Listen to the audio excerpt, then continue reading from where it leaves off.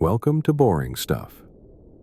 Tonight, we'll take a slow, peaceful journey through one of the most extraordinary events in human history, the moon landing. So get comfortable, close your eyes if you like, and let's begin.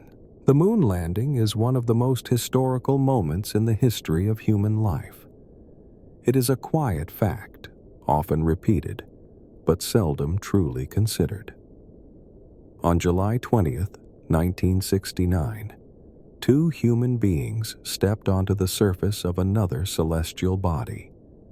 They walked on the moon, slowly, carefully, in heavy suits under a sky black with space. It happened once, in a specific year, by specific people, and the footprints are still there.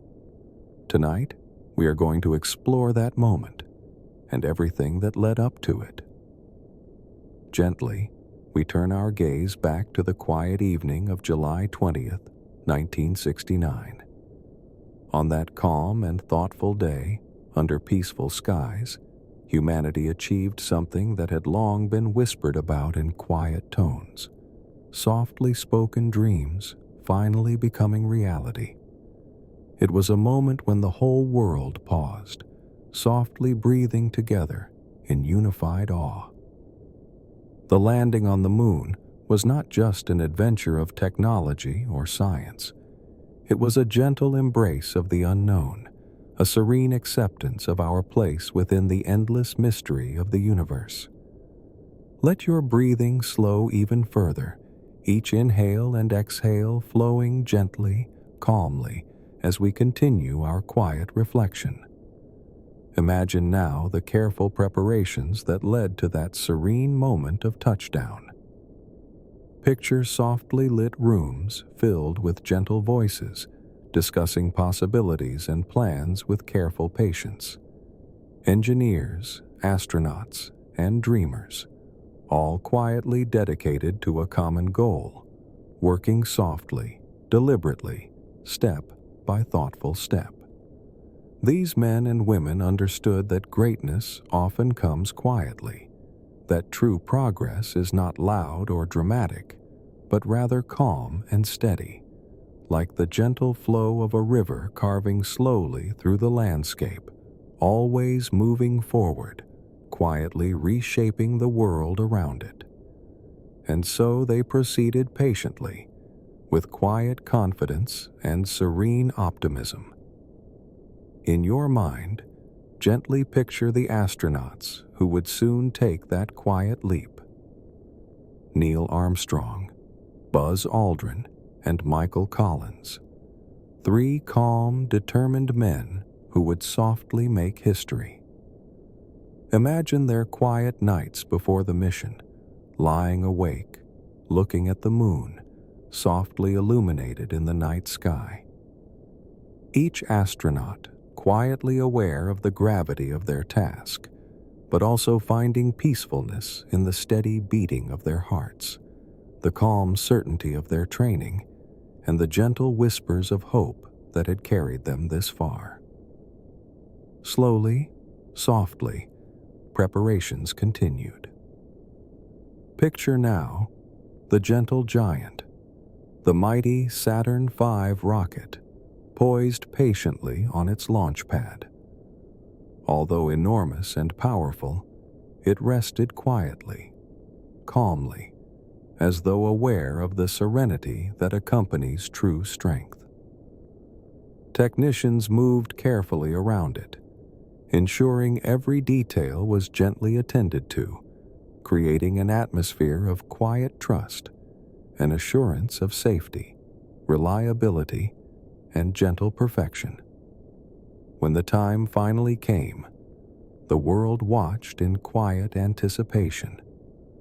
Millions gathered softly around radios and televisions, their breathing synchronized in peaceful unity.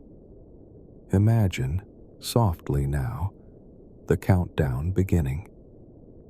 The numbers gently whispered, quietly counting down from 10, each second calm and unhurried, carrying with it a gentle promise of something truly extraordinary. Then, with a gentle rumble, powerful yet somehow soft. The Saturn V lifted, slowly, peacefully, toward the sky. Despite its strength, the ascent was graceful, almost gentle. A calm reminder that the most powerful moments often come with tranquility rather than noise. Picture this slow, steady climb, the rocket gently pushing higher, carrying its precious cargo toward quiet realms above our familiar Earth. Now, imagine the astronauts' quiet, reflective journey through space. 3 peaceful souls floating gently in their spacecraft. Outside their windows stretched endless blackness, speckled softly with distant stars. The astronauts spoke quietly, sharing thoughts gently, aware of the calm immensity of their voyage. They drifted serenely through quietness, comforted by the gentle hum of their craft, secure in the calm reliability of their instruments, moving ever so slowly toward their destination. As you rest peacefully, imagine the gentle approach toward the moon. It loomed larger, softly inviting them closer, serene yet mysterious, a place that had quietly observed humanity for millennia, yet never been gently touched. In these calm hours, the astronauts prepared softly for the careful descent, breathing quietly, speaking gently, making small, deliberate movements that reflected their calm, composed demeanor. Softly now, picture the lunar module, the spacecraft that would gently carry Armstrong and Aldrin down to the lunar surface. They detached carefully, floating gently downward, their breaths steady, their hands calm and precise. Every moment was measured, every action thoughtful and serene, the module descending softly toward its quiet landing place. Imagine the moment of gentle touchdown. The lunar module, nicknamed Eagle, softly meeting the moon's dusty surface. In that calm instant, Neil Armstrong's gentle voice spoke quietly over the radio. "The Eagle has landed."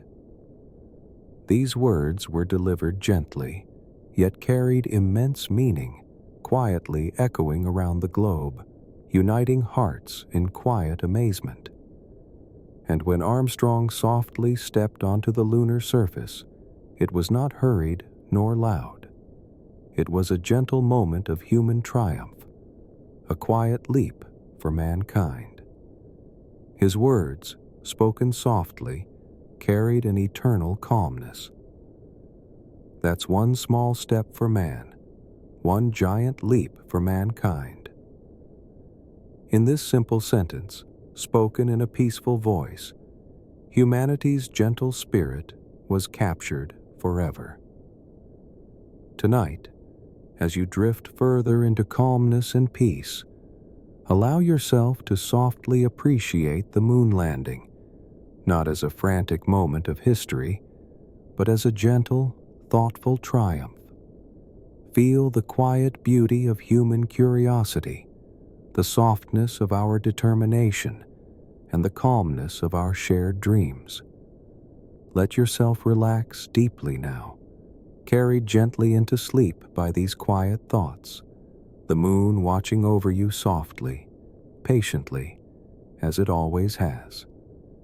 As we continue our peaceful exploration, we begin by stepping gently backward in time, into an era long before rockets and astronauts.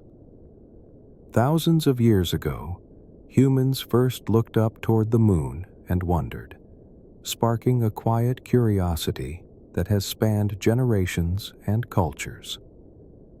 Early civilizations carefully observed the moon, tracking its gentle phases and noting how these cycles corresponded to the passage of time. To them, the moon was more than just a glowing object in the night sky.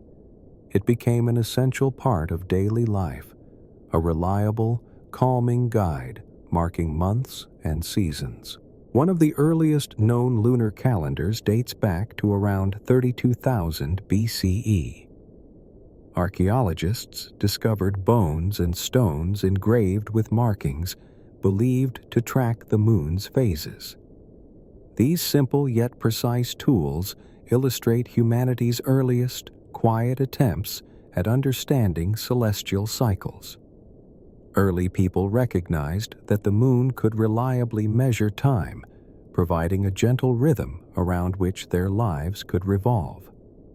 In ancient Mesopotamia, the moon held significant importance, especially to civilizations such as the Sumerians, Babylonians, and Assyrians. These societies viewed the moon as a central deity in their pantheons. The Babylonians, in particular, created detailed lunar records, meticulously documenting the cycles and predicting lunar eclipses with remarkable accuracy. Their precise observations laid the groundwork for later astronomical discoveries. The ancient Egyptians similarly relied on lunar observations, carefully incorporating them into religious ceremonies and agricultural practices. The moon, personified in the deity Khonsu, was revered as a calming protector. Egyptian temples frequently featured carvings depicting Khonsu, often crowned with a crescent moon, symbolizing renewal and calm regeneration. Moving further east, ancient Chinese astronomers placed great importance on lunar cycles. They systematically recorded the moon's movements and phases as early as 2000 BCE, methodically documenting eclipses and lunar phenomena.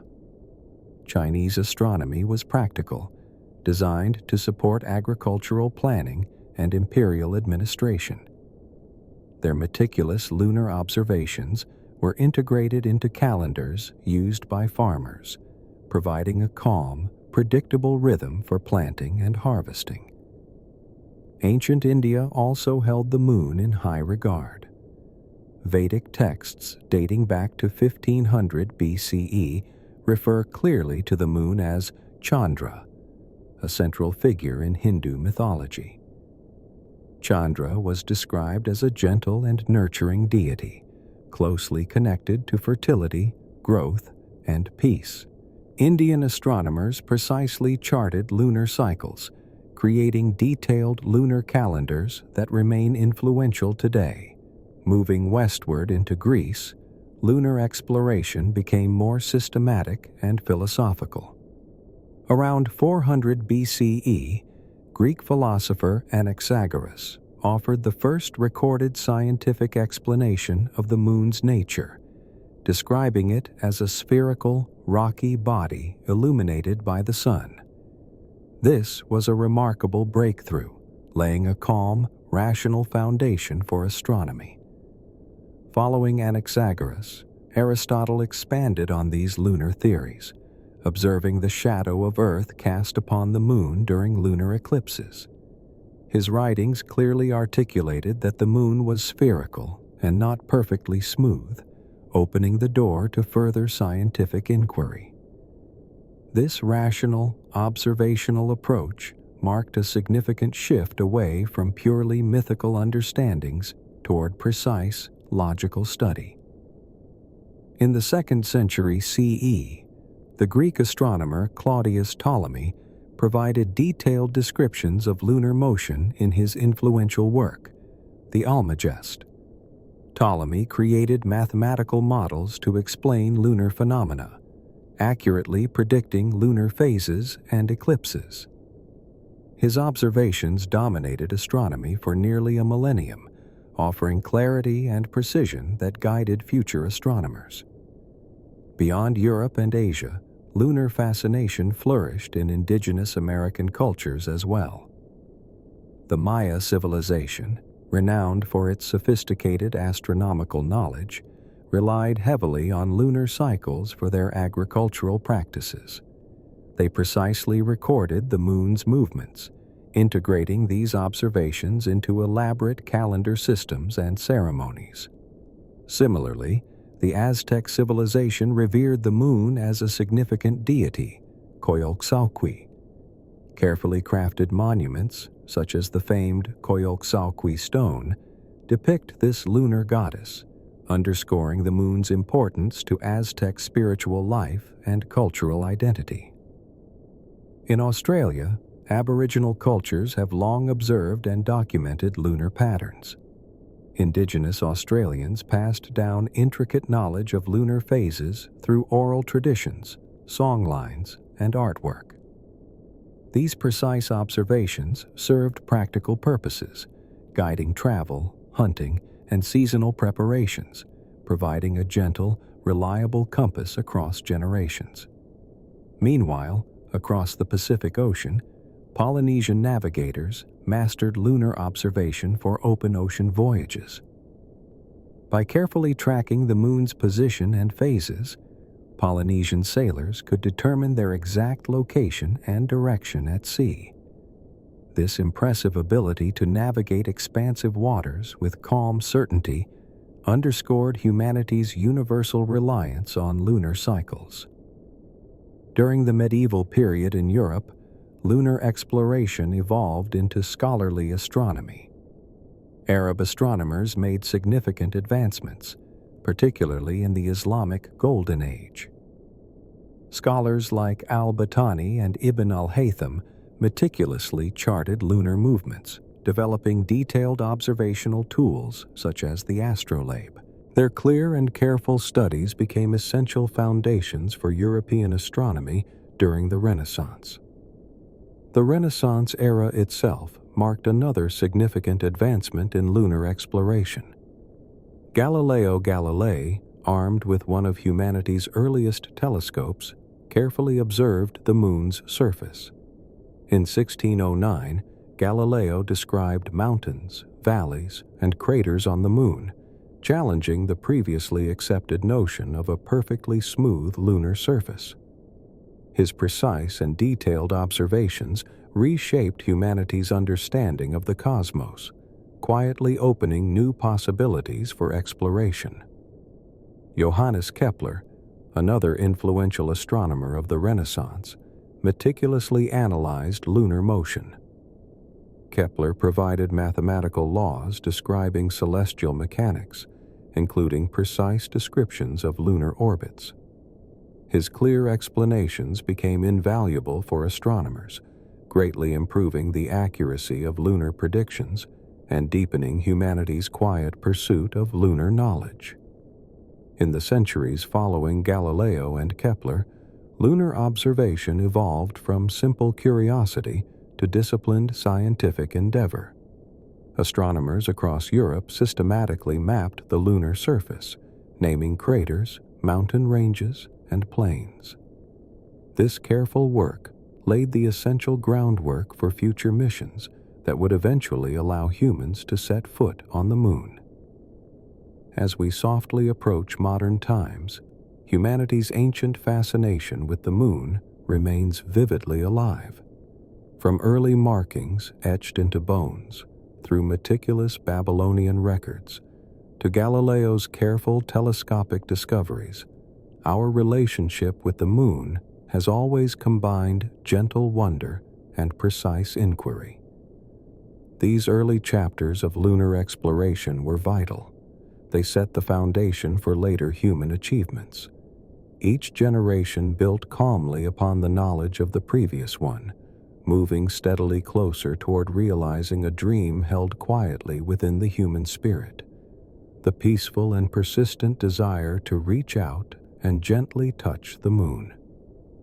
This ancient story continues, clear and unhurried, guiding us toward our eventual, gentle leap into the cosmos. As we continue our quiet journey through the story of the moon landing, we arrive at the point where ancient curiosity gave way to modern experimentation.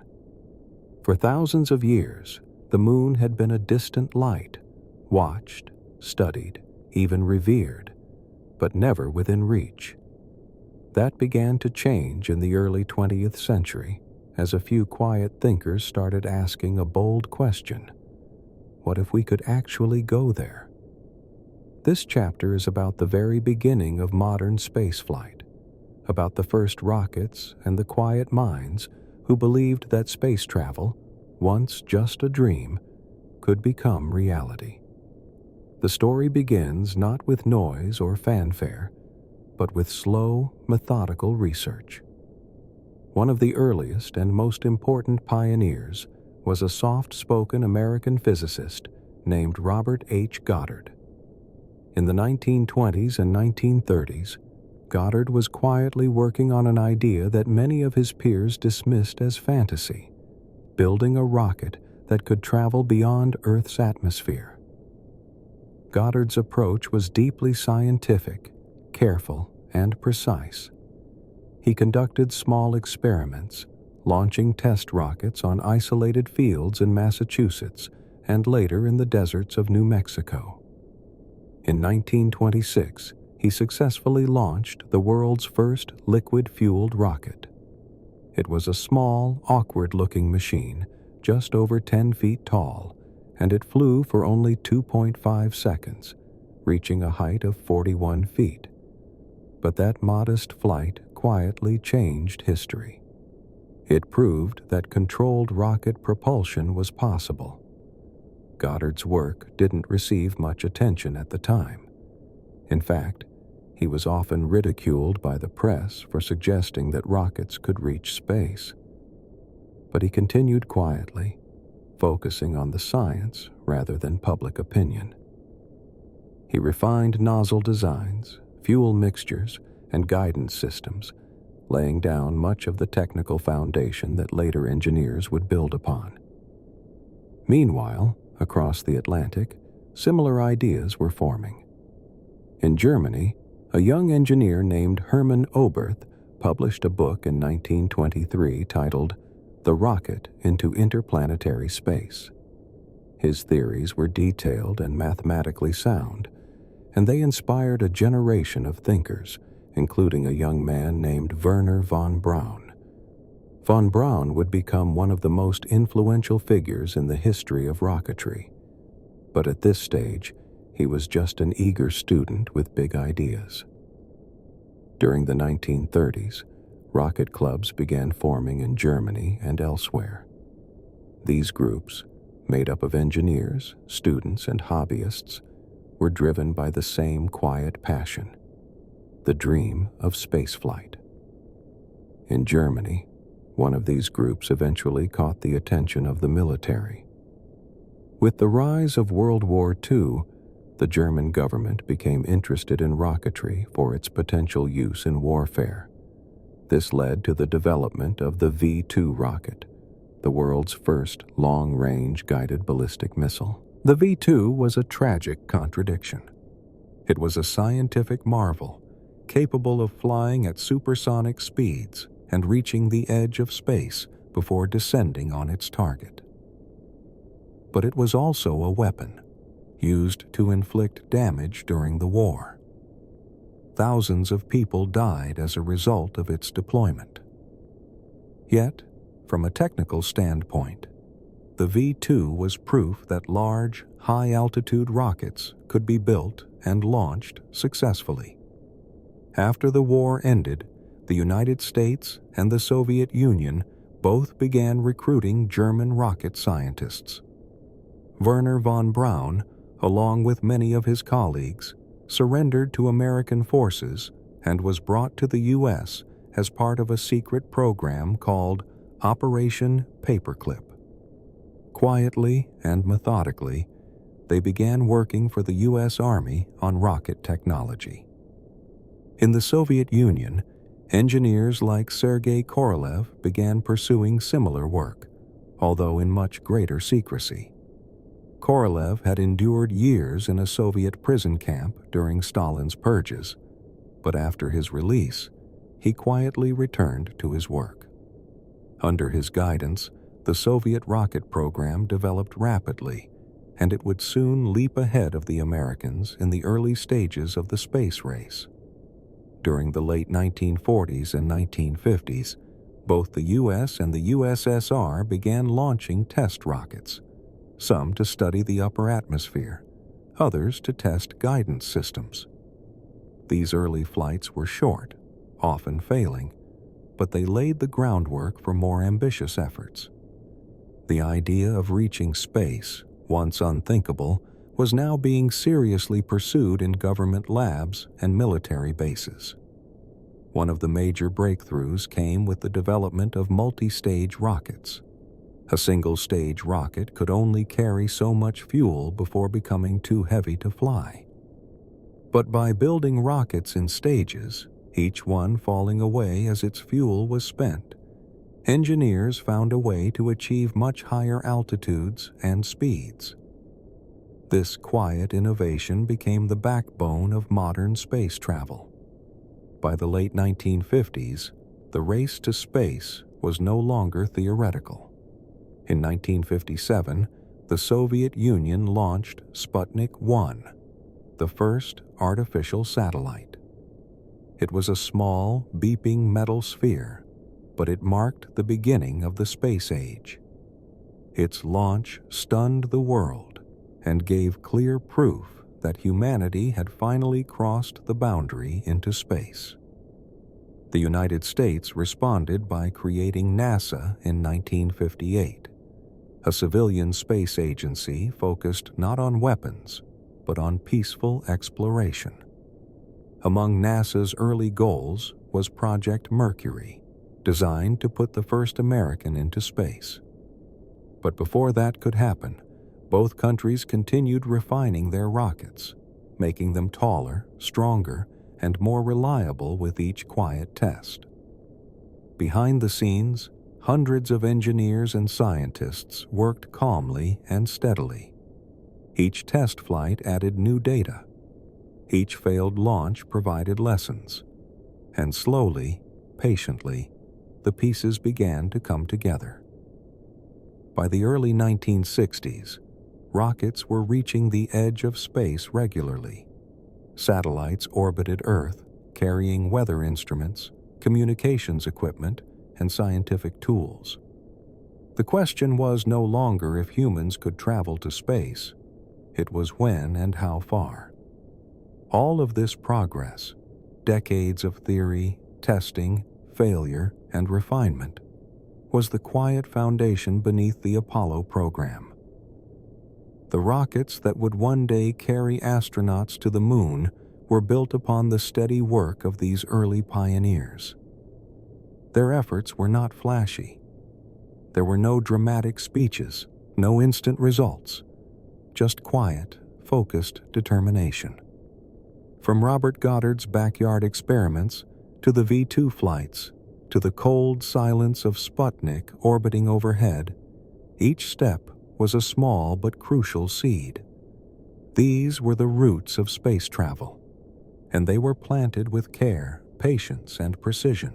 Now, as we prepare to step into the next phase of our journey, the moment when humans finally leave Earth's orbit, we carry with us the calm assurance that none of this happened overnight. The path to the moon was not a sprint.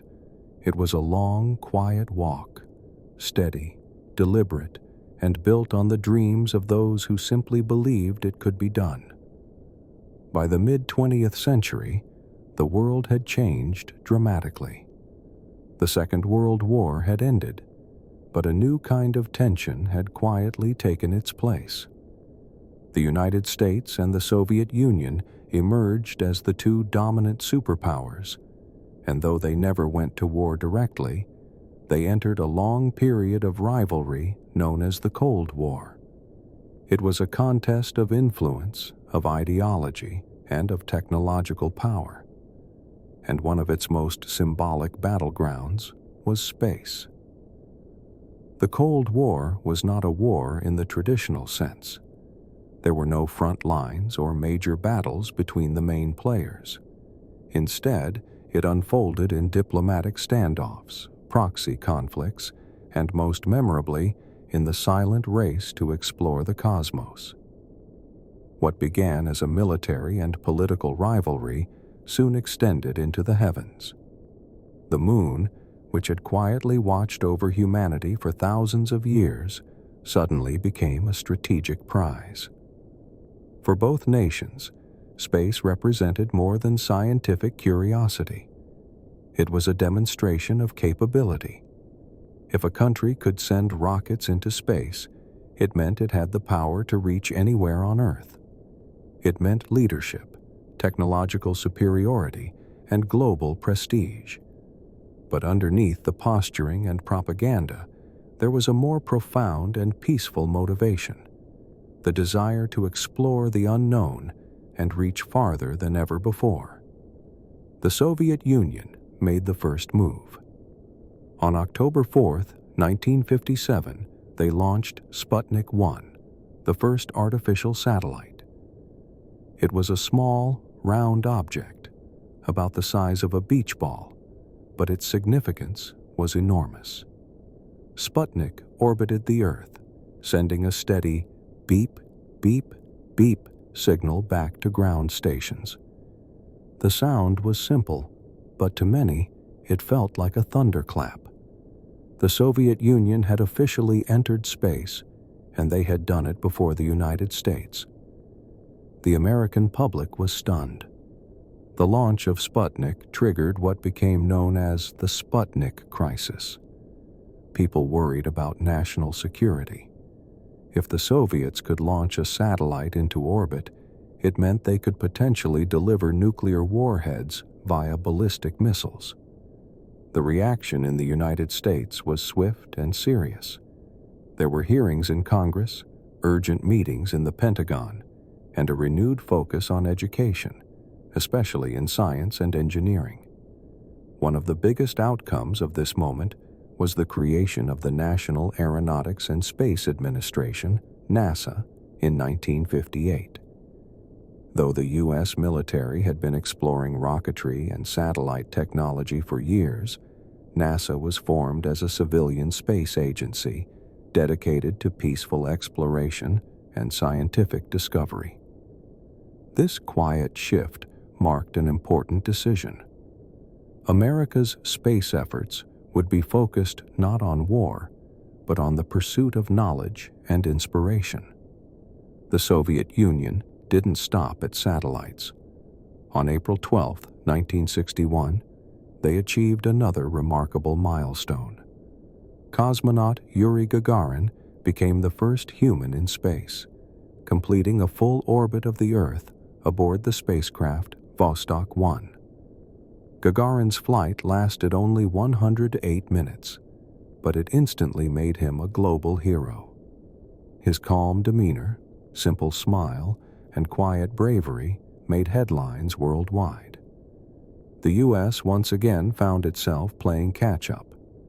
While the Mercury program was already in progress, Gagarin's flight added urgency. Less than a month later, on May 5, 1961, astronaut Alan Shepard became the first American in space, flying a suborbital mission aboard Freedom 7. Though his flight was shorter and less ambitious than Gagarin's, it marked a vital step forward. Slowly but surely, the U.S. was closing the gap. Then came a speech that would quietly change everything. On May 25, 1961, President John F. Kennedy stood before Congress and made a bold, clear statement. He said, "I believe that this nation should commit itself to achieving the goal, before this decade is out, of landing a man on the moon and returning him safely to the Earth."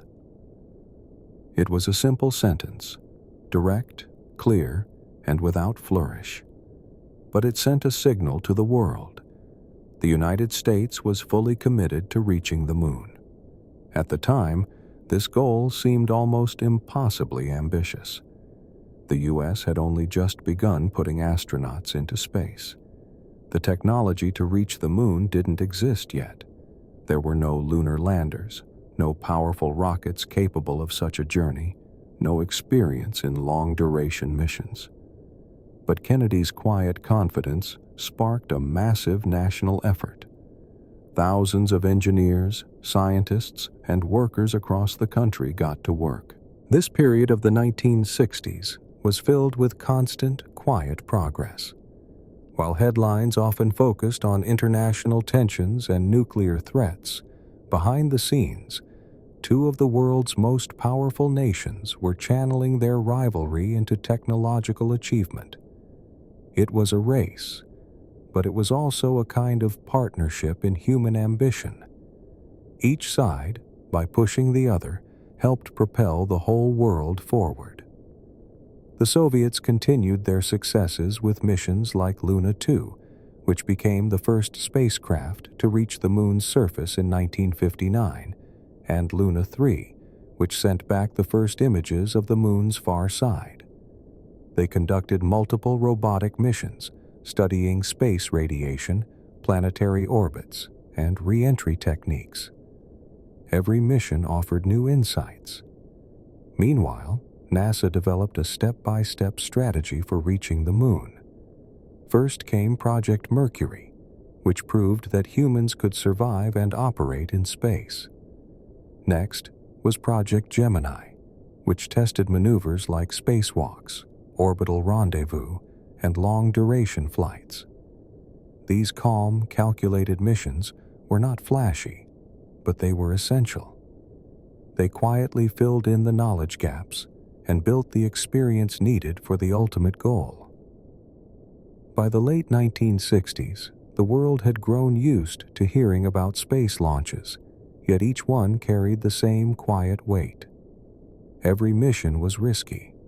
Every launch involved thousands of quiet decisions, checklists, and hours of training.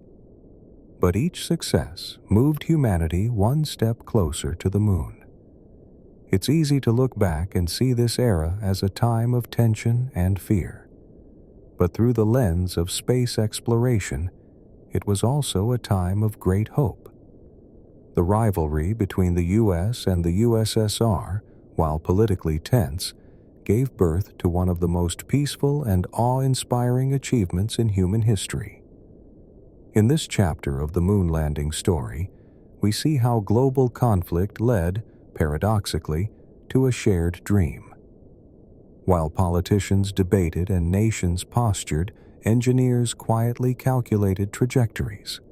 Scientists worked late into the night, not to build weapons, but to understand how to land softly on another world.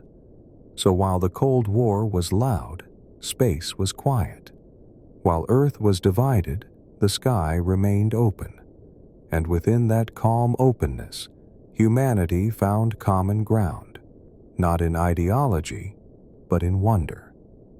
In the next chapter, we'll explore how the Apollo program took shape, transforming quiet ambition into careful action and turning a daring promise into one of the most astonishing realities ever achieved. By the early 1960s, the race to the Moon had shifted from a lofty goal to a clear and organized mission. After President John F. Kennedy's bold declaration in 1961 to land a man on the Moon and return him safely before the decade was out, NASA began designing the program that would make it happen. They called it Apollo. The Apollo program was more than just a space initiative. It was the most complex and ambitious engineering effort ever attempted. But it didn't start with drama or spectacle. It began quietly, in laboratories, classrooms, and drafting rooms. Thousands of scientists and engineers, most unknown to the public, began working methodically through the enormous list of problems that needed solving. First, they needed to define the mission architecture. How exactly do you get to the Moon? Early ideas included a direct ascent, where a single massive rocket would fly straight to the Moon and back. But this approach was quickly set aside as too risky and too heavy. Eventually, NASA settled on Lunar Orbit Rendezvous, or LOR, a more elegant solution. In LOR, a large rocket would carry a command module for the astronauts to live in, and a smaller lunar module, specifically designed to land on the Moon. The spacecraft would orbit the Moon, separate, land, take off again, and then rejoin the main module before returning to Earth. It was a complicated plan, but it reduced weight and increased the chances of success. With the mission design in place, the team turned their attention to the rocket that would make it all possible, the Saturn V. At 363 feet tall, it remains the largest and most powerful rocket ever successfully flown. But size alone wasn't the goal. The Saturn V had to be safe, stable, and reliable. Engineers built it with 5 engines in the first stage, each carefully tested, each designed to work in perfect synchronization. They tested and retested, quietly correcting faults, double-checking designs, and refusing to rush. The next step was building the spacecraft itself. The command module, the main capsule, had to house the astronauts, keep them alive in space, and survive re-entry through Earth's atmosphere. It needed to be compact, efficient, and above all, safe. The service module, attached behind it, would provide power, oxygen, water, and fuel. Then there was the lunar module, a strange-looking lightweight vehicle with spindly legs. It didn't need to be aerodynamic. It just had to land and lift off in the Moon's vacuum, where air resistance didn't exist. While engineers worked on machines, another team quietly focused on training the astronauts. Apollo astronauts were selected not just for their piloting skills, but for their discipline and calm under pressure. They trained in simulators for hours each day, rehearsing every step of flight, launch, orbit, landing, emergencies. Every switch, button, and sequence was practiced until it became second nature. In parallel, unmanned test missions paved the way. Apollo 4 and Apollo 6 tested the Saturn V in flight. Apollo 5 tested the lunar module in space.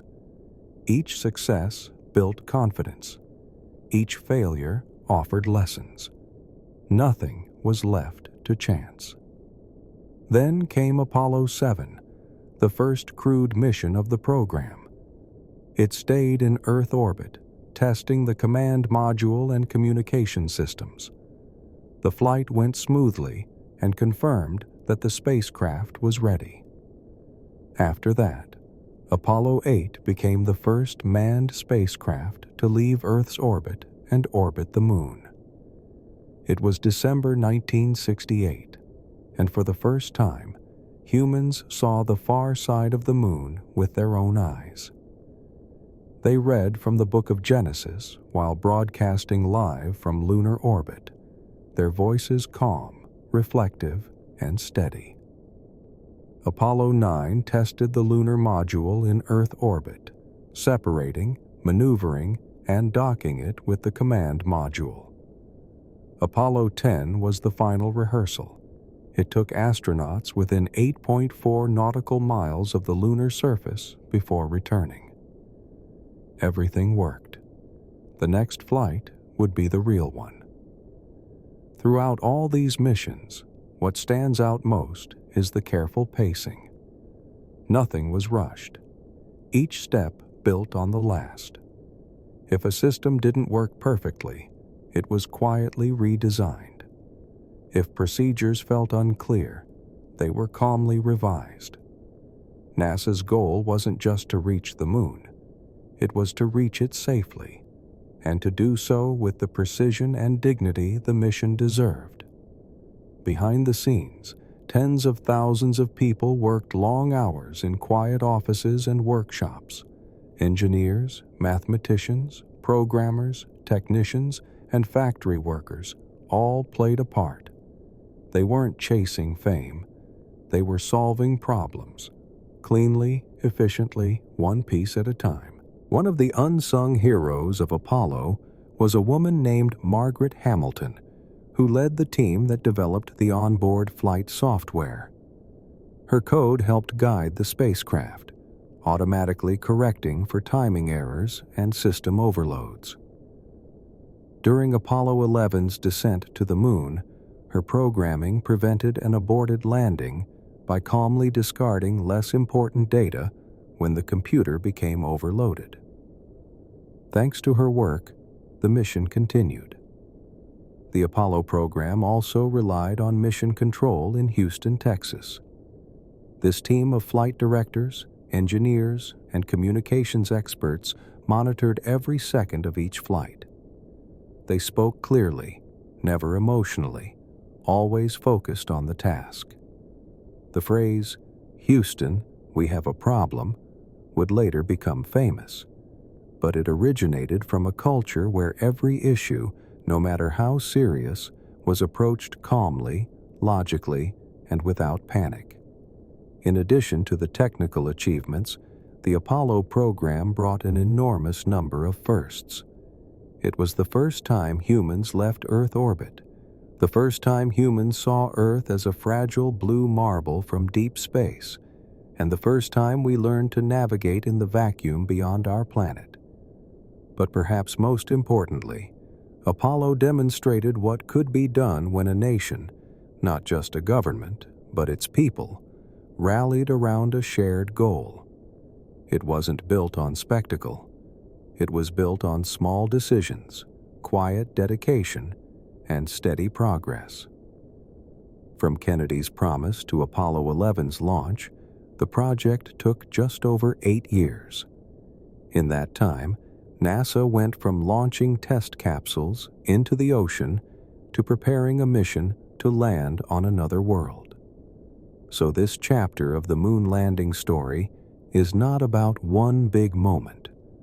It's about many small ones, cautious meetings, careful designs, quiet hours spent thinking through problems. It's about dedication, humility, and patience. It's the story of how we turned the dream of landing on the moon from inspiration into reality, gently, precisely, and step by step.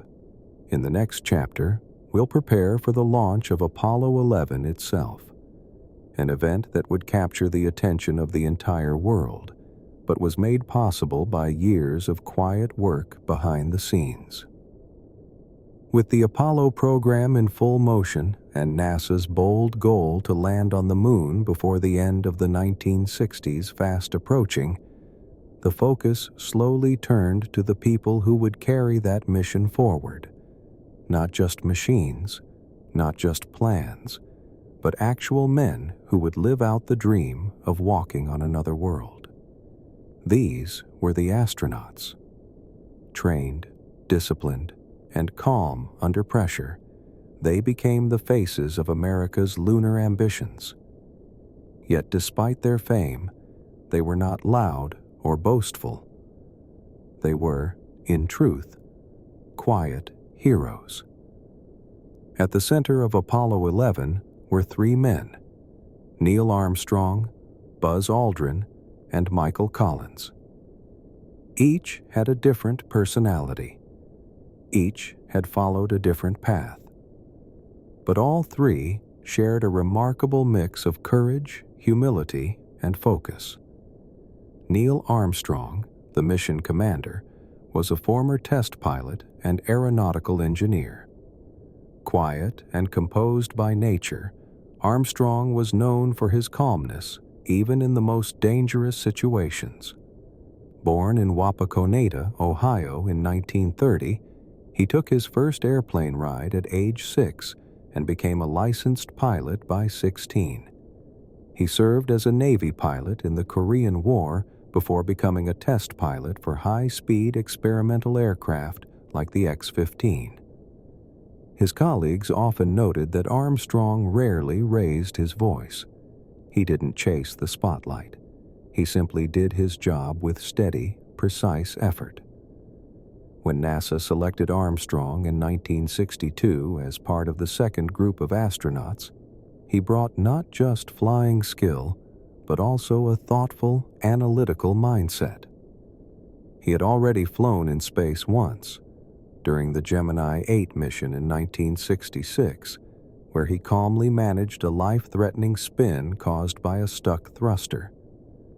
That incident, and his composed reaction to it, played a large role in NASA's decision to make him the first man to set foot on the Moon. Buzz Aldrin, the lunar module pilot, brought a different kind of energy to the team. He was brilliant, confident, and driven. Aldrin had earned a doctorate in astronautics from MIT, where his thesis focused on techniques for space rendezvous, one of the core challenges of Apollo missions. He was also a skilled Air Force pilot and a veteran of 66 combat missions in the Korean War. Though Aldrin's personality was more extroverted than Armstrong's, he shared the same intense commitment to mission success. He approached each task methodically, often rehearsing procedures repeatedly until they became instinctive. Buzz had flown in Gemini 12, performing one of the most successful early spacewalks, and proving that astronauts could work outside the spacecraft for extended periods. His experience, particularly in precision maneuvers, made him the ideal choice to guide the lunar module safely to the surface. Michael Collins, the command module pilot, often called the forgotten astronaut, played a critical role in the mission, though he never stepped on the Moon himself. Collins remained in orbit around the Moon aboard the command module Columbia, maintaining constant contact with Earth and preparing for the lunar module's return. His role required immense skill and attention. Had anything gone wrong with the landing, it would have been up to Collins to bring his crewmates home. Collins was intelligent, self-aware, and deeply thoughtful. In his writings, he later expressed no regret about not walking on the Moon. Instead, he found profound beauty in orbiting alone, experiencing a solitude few humans have ever known. On the far side of the Moon, he was completely out of radio contact with Earth and his fellow astronauts, making him, for a short time, the most isolated human being in history. What united these three men was not just their qualifications, but their character. Each had been tested in high-stakes situations. Each had proven their ability to remain calm under pressure. And most importantly, each understood that the mission was bigger than themselves. The Apollo Astronaut Corps was composed largely of military pilots, disciplined, methodical individuals accustomed to working in high-stress environments. But over time, NASA began incorporating more scientists, engineers, and specialists. By the time of Apollo 11, the training program had become rigorous, comprehensive, and remarkably detailed. Armstrong, Aldrin, and Collins trained together for months, rehearsing every element of the mission. They practiced docking maneuvers in simulators. They reviewed emergency protocols again and again. They memorized checklists, drilled communications routines, and studied maps of the lunar surface. Each procedure was broken down into small, manageable steps. Nothing was left to chance. In addition to technical training, the astronauts also underwent survival instruction. They were taught how to live in harsh environments in case of an emergency landing, whether in the jungle, desert, or ocean. Their physical conditioning was matched by their mental preparation. Long hours in pressure suits, days spent in isolation chambers, and repeated problem-solving exercises sharpened their ability to stay focused no matter the situation. Yet despite the intense training and enormous stakes, the three astronauts carried themselves with quiet professionalism. They didn't see themselves as celebrities. They saw themselves as workers, trusted with a dangerous and historic job, but one that rested on the efforts of thousands of others. Engineers, technicians, managers, coders, and scientists all contributed to the mission's success. The astronauts were simply the tip of the spear. Publicly, NASA maintained a calm and controlled image of the crew. Press conferences were polite and formal. The men wore matching suits and gave measured responses. Their personal lives were kept mostly private. Inside, however, each man grappled with the weight of the mission in his own way. Armstrong often retreated into silence. Aldrin leaned into the technical details. Collins focused on understanding every part of the command module, preparing to be alone for long stretches in lunar orbit.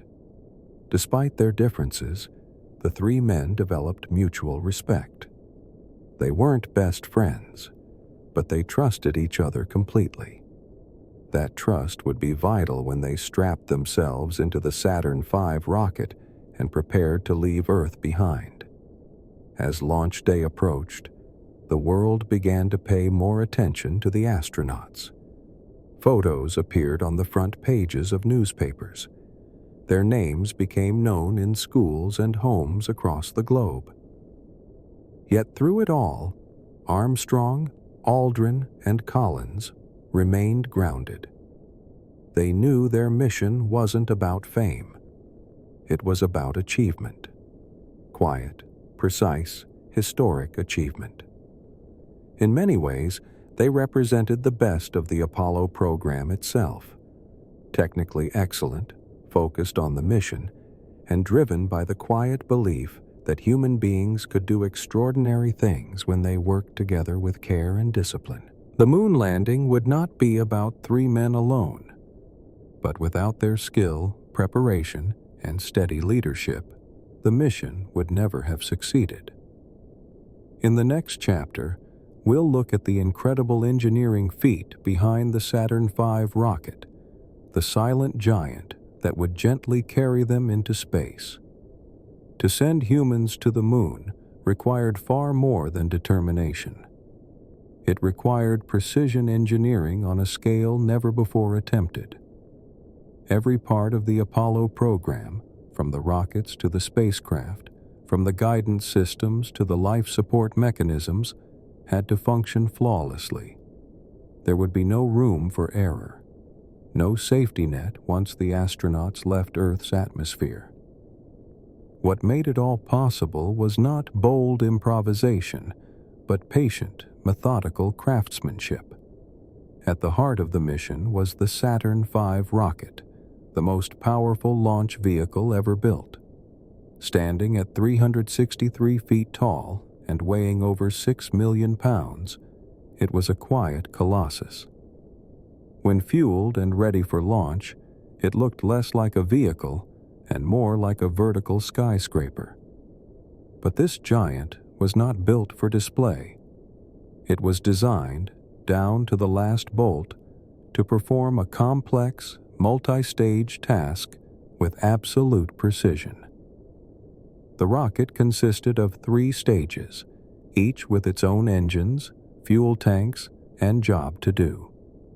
The first stage, known as the SIC, was responsible for the initial liftoff. It carried over 4.4 million pounds of liquid oxygen and kerosene. At ignition, 5 massive F1 engines roared to life. Yet despite the immense force, over 7.5 million pounds of thrust, the rocket's motion was smooth and deliberate.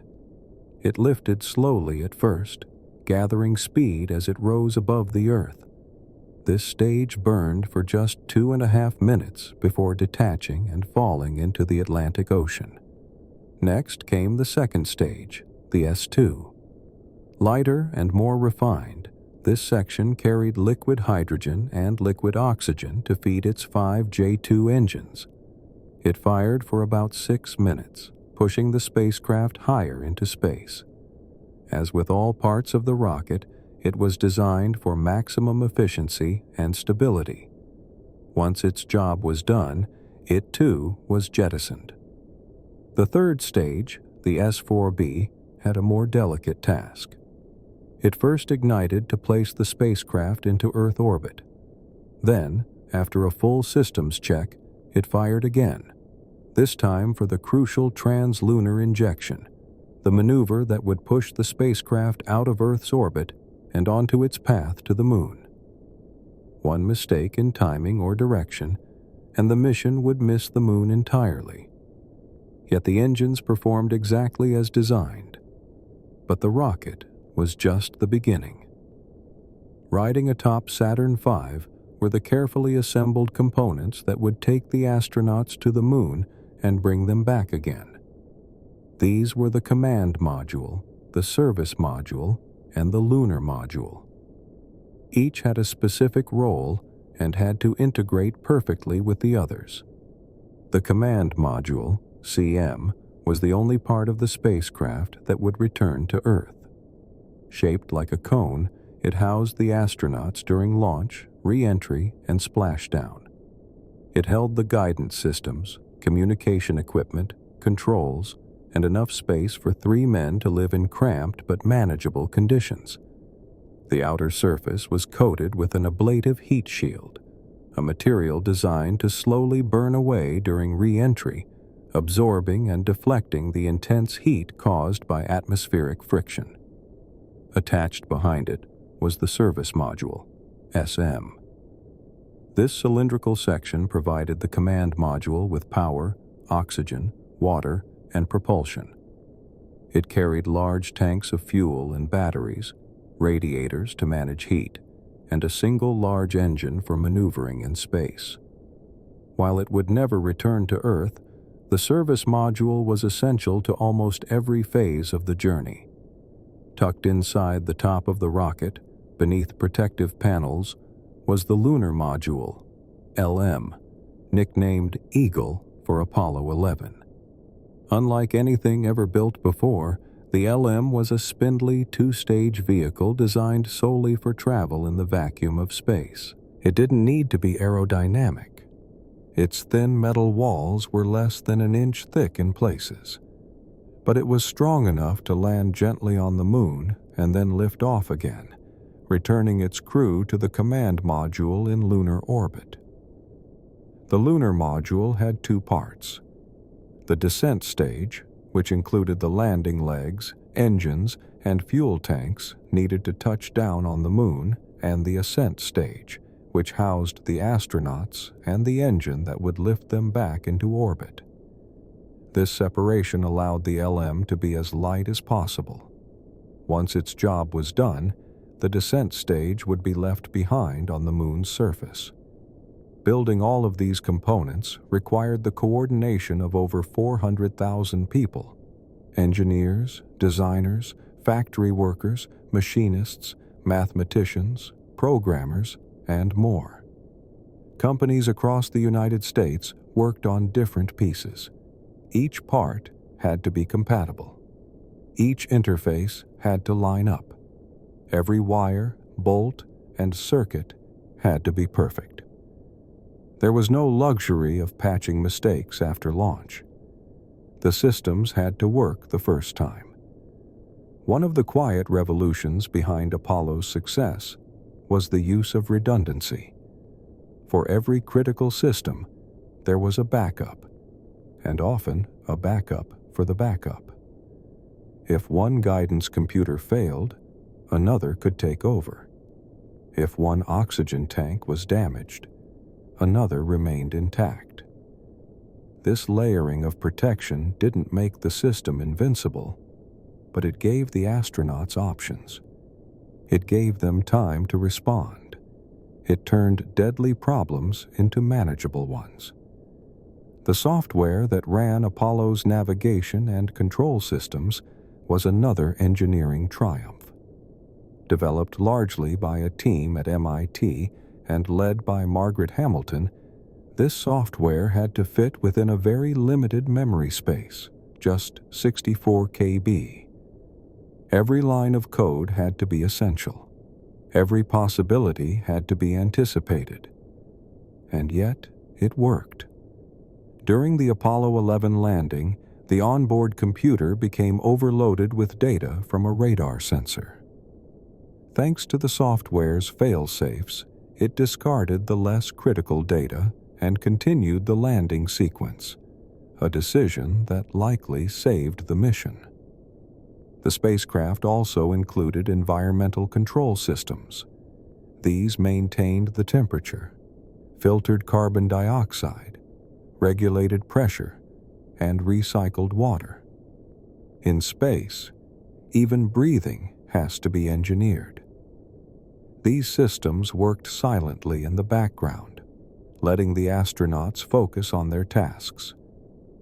When everything was assembled, rocket, spacecraft, systems, and software, it was time to test. Not just once, but dozens of times. Each system underwent simulations, stress tests, and mock missions. Engineers ran what-if scenarios endlessly. What if a valve sticks? What if the guidance computer resets? What if the temperature climbs too high? What if communication is lost? Every answer had to be known, every outcome anticipated. What stands out most about the engineering of Apollo is how calm and focused it was. There were no shortcuts, no dramatic leaps, just careful planning, patient refinement, and deep respect for complexity. Every part of Apollo was built with one purpose: to bring the astronauts home safely. And it was this calm craftsmanship, quiet, steady, and methodical, that made all the difference. In the next chapter, we'll follow the astronauts through the final days before launch, how they prepared, what they experienced, and how the world watched as the countdown began for one of the greatest journeys in human history. The first moonwalk by Neil Armstrong and Buzz Aldrin lasted just 2 hours and 31 minutes. Yet within that brief window, humanity crossed an invisible threshold.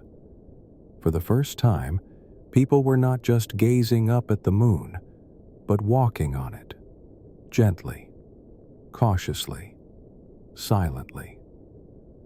The Sea of Tranquility, their landing site, was a wide, flat basin filled with fine gray dust. It had been chosen specifically because of its relative smoothness and lack of steep terrain.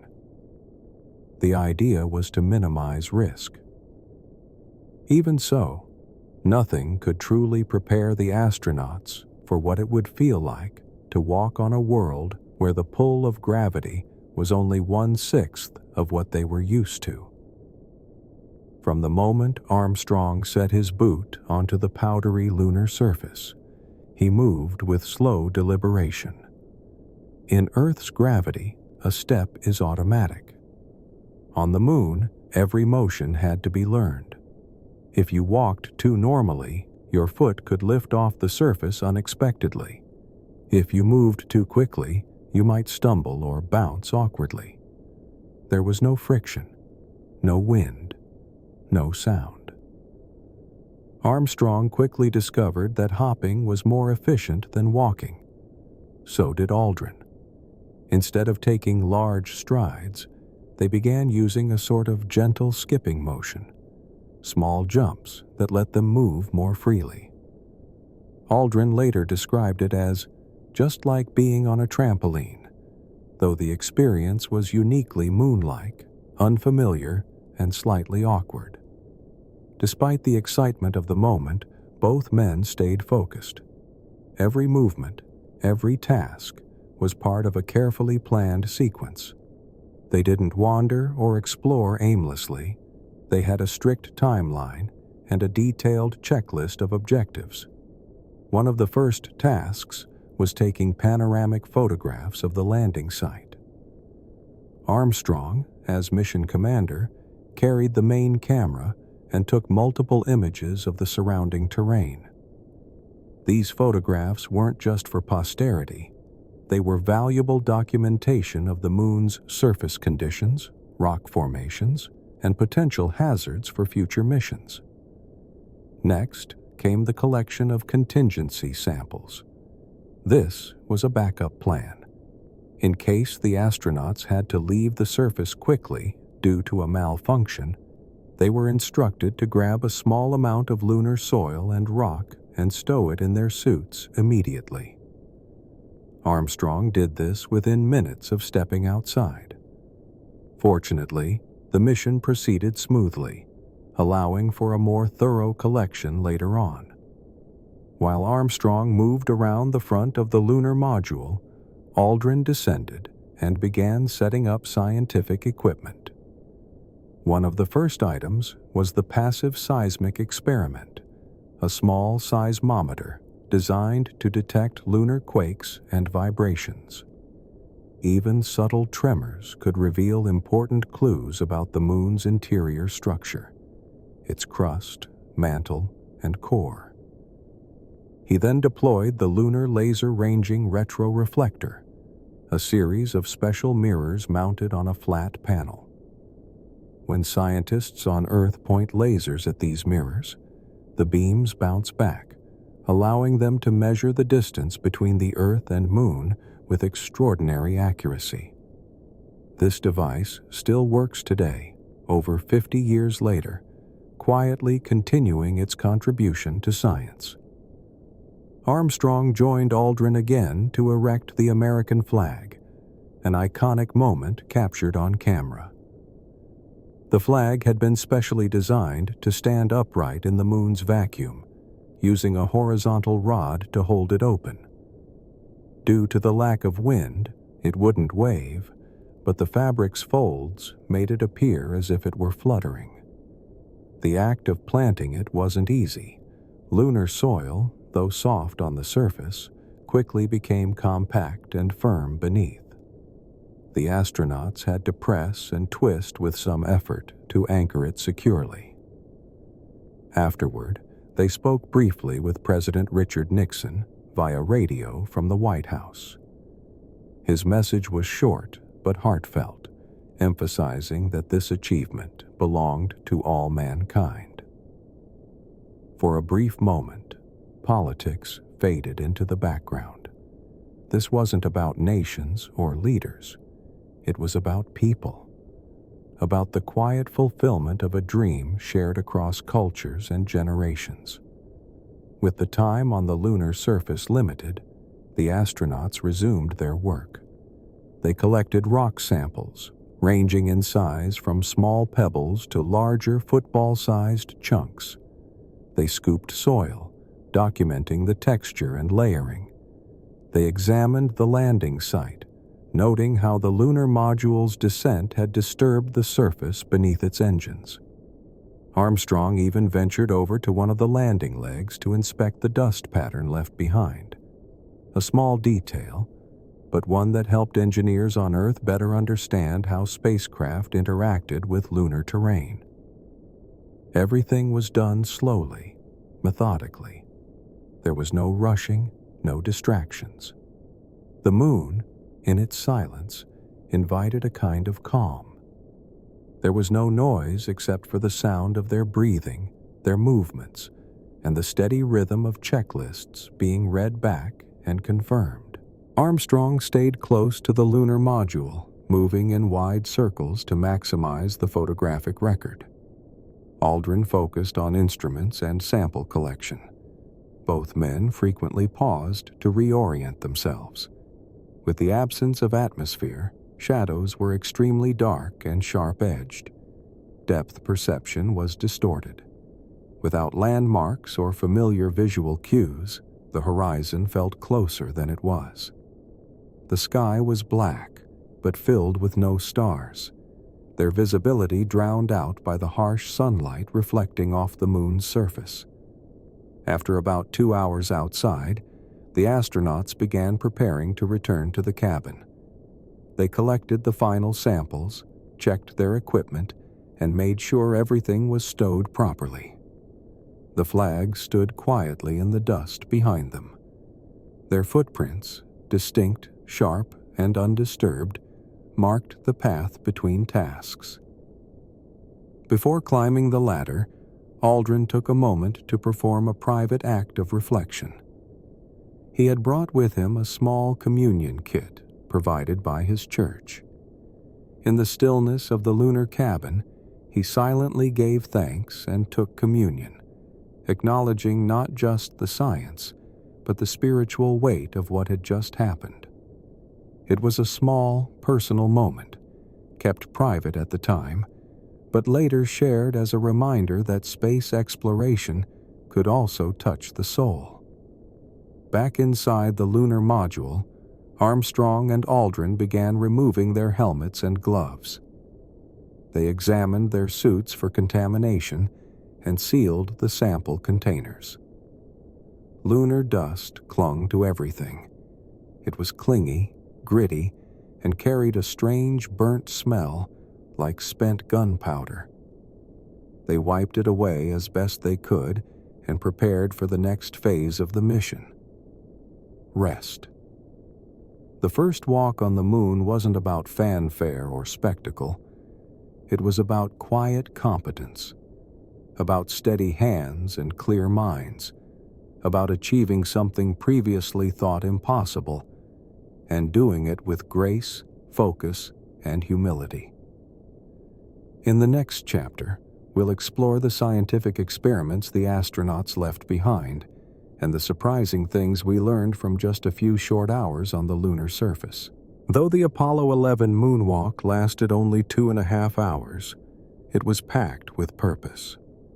Every movement by Neil Armstrong and Buzz Aldrin had been carefully planned to achieve maximum scientific value in a very short period of time. Their goal wasn't just to set foot on another world, it was to quietly begin understanding it. In that short window, Armstrong and Aldrin deployed a handful of experiments that, despite their simplicity by today's standards, provided groundbreaking insights. The moon, long seen as a mysterious object in the night sky, began to reveal its secrets, not through noisy machinery or dramatic tests, but through quiet instruments left behind on the powdery surface. One of the most important tools they deployed was the Passive Seismic Experiment Package, or PSIP. This compact instrument was designed to detect vibrations, or moonquakes, that occurred naturally or were caused by meteorite impacts. Once placed on the lunar surface, the seismometer used sensitive sensors to measure tiny ground movements, like a stethoscope pressed against the moon's chest, listening to its inner rhythms. Even though the astronauts remained on the moon for less than a day, the PSEP continued operating for weeks afterward, transmitting data back to Earth. It detected vibrations that confirmed the moon had a crust, mantle, and a small core, much like Earth. These quiet measurements laid the foundation for a new science, lunar seismology. Nearby, Aldrin deployed the Lunar Laser Ranging Retroreflector. At first glance, it looked simple, a small array of mirrored panels mounted on a metal base. But this instrument would become one of the longest-running experiments in NASA history. When scientists on Earth pointed powerful lasers at the reflector, the mirrors bounced the beams straight back. By measuring the time it took for the light to return, researchers could calculate the precise distance between the Earth and Moon to within a few centimeters. This small device has continued to function for decades. Thanks to it, we now know that the Moon is slowly drifting away from Earth by about 1.5 inches per year. Quietly and invisibly, the Moon is moving farther from us with each passing year. It's a subtle shift, but one with deep implications for the long-term dynamics of the Earth-Moon system. Another experiment involved collecting lunar soil and rock samples. Armstrong and Aldrin gathered 47.5 pounds, 21.5 kilograms, of material from the surface, small rocks, fine dust, and even deeper samples extracted using a tubular core sampler. They placed these specimens into sterile metal containers to ensure they wouldn't be contaminated during the return trip. The return of these samples to Earth was a scientific treasure. Researchers from around the world studied their composition, age, and structure. They found that lunar soil was made of regolith, a fine, powdery mixture formed by billions of years of meteorite impacts. Unlike Earth's soil, it had no organic material, no moisture, and no signs of life. It was dry, sharp, and electrically charged due to constant exposure to solar wind. Some of the rocks were basalt, indicating ancient volcanic activity. Others were breccia, formed by the intense pressure of meteorite impacts. By analyzing the samples, scientists estimated the age of the Moon's surface and confirmed that many regions had not changed for over 3 billion years. The Moon, in all its silence, was a frozen record of the early solar system. Beyond the official experiments, Armstrong and Aldrin made visual observations. They described how shadows behaved strangely, very dark and sharply defined due to the lack of atmosphere. They noted how the surface dust clung to everything, including their suits and tools. They even described the smell of the lunar dust after returning to the lunar module, a burnt, metallic scent, though it likely wasn't the dust itself, but a chemical reaction in the airlock. Every detail mattered. Observations that might seem mundane on Earth, like how a boot print formed in dust, were groundbreaking on the Moon. When Armstrong stepped onto the surface and left that famous imprint, it told scientists something crucial. The surface could support weight. The soil wasn't too soft. Future landers and rovers could operate safely.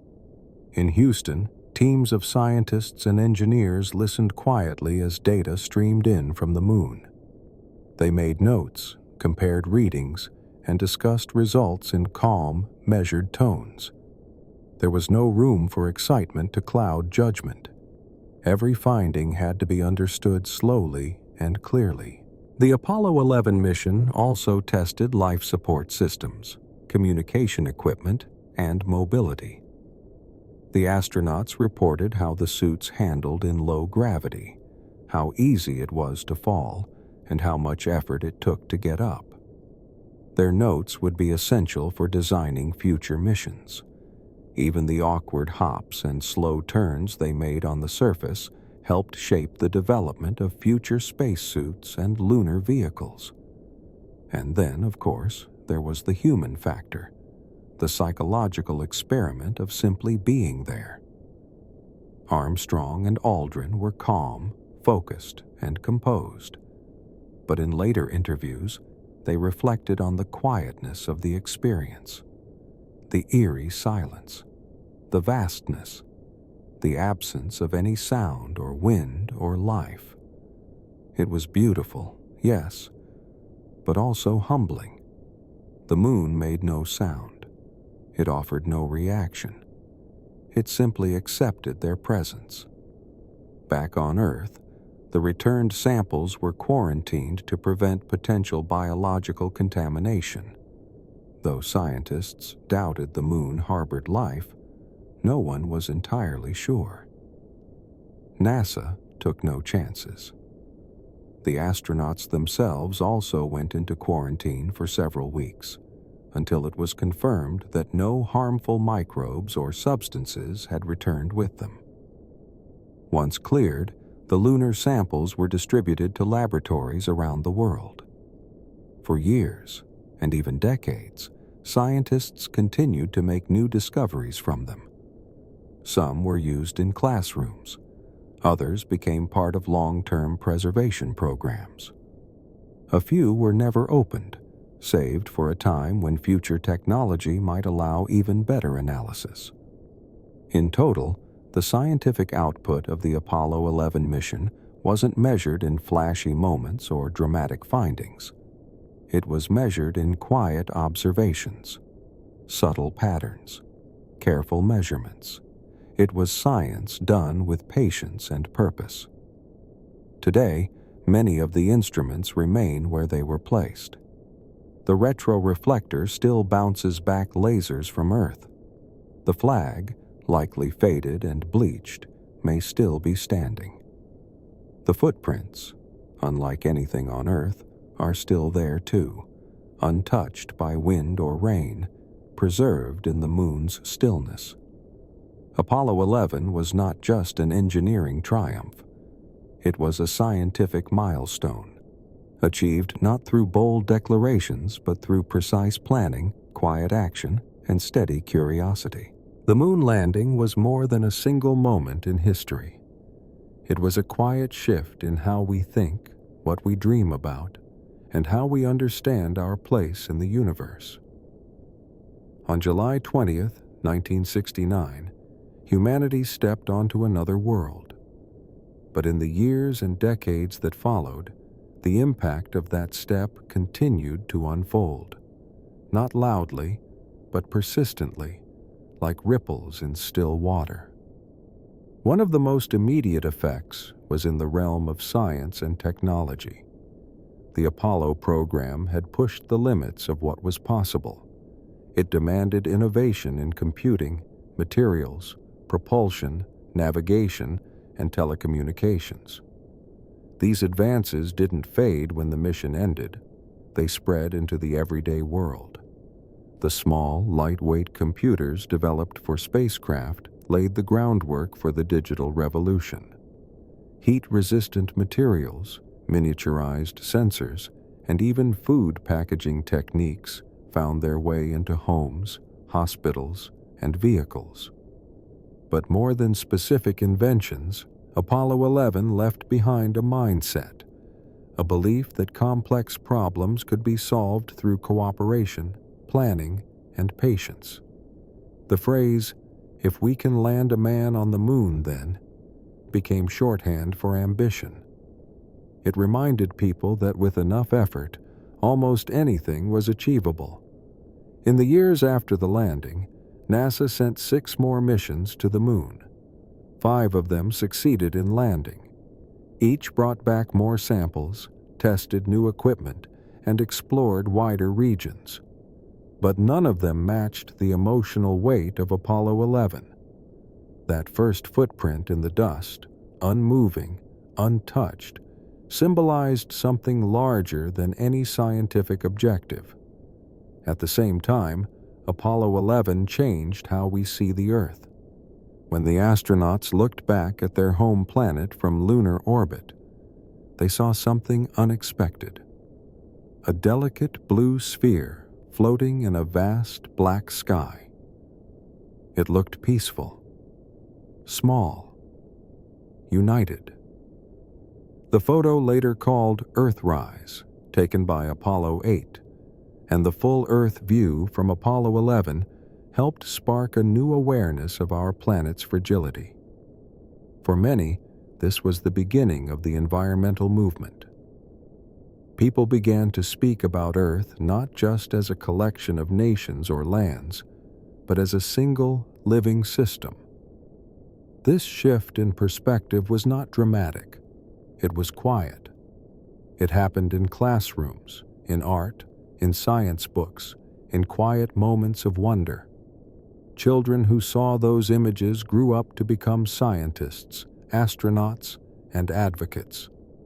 The idea that we are all riding together on the pale blue dot, as Carl Sagan later put it, began to settle into global consciousness. Culturally, the moon landing left its mark in many subtle ways. It inspired music, literature, film, and design. Artists explored themes of distance, discovery, and human potential. Science fiction writers imagined futures where moon bases and space stations were commonplace. Some of those ideas still haven't come true, but the moon remained a symbol of what was possible. And for ordinary people, Apollo 11 became a memory passed down like a family story. Many remember exactly where they were when they watched the landing. Some were children sitting on the floor in front of bulky televisions. Others were adults standing in crowded rooms, eyes fixed on flickering images. For them, it was not just an event. It was a feeling, a quiet awe, a moment when the impossible became real. Over time, this memory didn't fade. It matured. It became part of the world's shared past, a reference point for unity, achievement, and purpose. Yet the moon landing also raised questions. Some people wondered why we hadn't returned in decades. Others asked whether the cost had been worth it. There were even skeptics, those who doubted the mission had happened at all. In a world filled with noise and misinformation, such doubts found small corners to grow. But the evidence remained clear. The rocks, the telemetry data, the thousands of people involved, the still-standing instruments, all told the same quiet truth. We were there. What's more important is what the mission taught us about ourselves. It showed that exploration isn't just about adventure. It's about understanding. The astronauts didn't find alien life or ancient ruins. They found rocks, dust, and silence. But in that silence, we heard something profound. We heard what it meant to leave home, to go far, and to come back wiser. Apollo 11 also highlighted the importance of teamwork. While Armstrong, Aldrin, and Collins were the faces of the mission, they represented hundreds of thousands of people who worked behind the scenes. Engineers who tested rocket engines, programmers who wrote lines of code, technicians who hand-stitched spacesuits, janitors who kept labs clean. All of them played a part. In that way, the moon landing wasn't just an American victory, it was a human one. And that legacy lives on in unexpected places. In classrooms, where students still study lunar geology. In museums, where children press their noses to the glass cases holding moon rocks.